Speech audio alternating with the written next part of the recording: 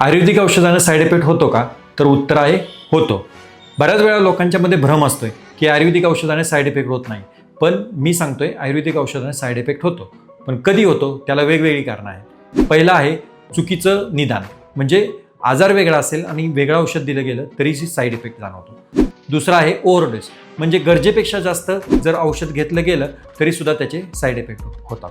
तिसरं आहे self medication, म्हणजे कोणत्याही डॉक्टरला वैद्याला न विचारता जर तुम्ही मेडिकलमधून इतर ठिकाणी जर औषधं घेतली तर त्याचे साईड इफेक्ट होऊ शकतात. चौथं आहे काही औषधांच्या कार्यमर्यादा असतात, ते काही काळच वापरावं लागतात. तर ती औषधं त्या काळापर्यंत वापरली की वैद्य आपोआप बदलत असतात, त्यावेळी आपण सेल्फ मेडिकेशन करू नये.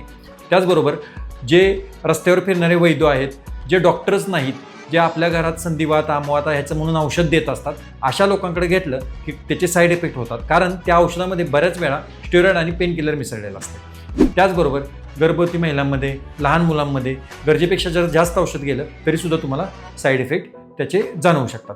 कधी कधी काही औषधांबरोबर इंटरॅक्शन झालं, म्हणजे ॲलोपॅथिक औषधांबरोबर इंटरॅक्शन झालं तरीसुद्धा आयुर्वेदिक औषधांचे साईड इफेक्ट जाणवू शकतात. तर लोकांमध्ये हा जो भ्रम आहे तो भ्रम चुकीचा आहे की आयुर्वेदिक औषधाचे साईड इफेक्ट नसतात. आयुर्वेदिक औषधाचे साईड इफेक्ट असतात, पण त्याची ही कारणं आहेत.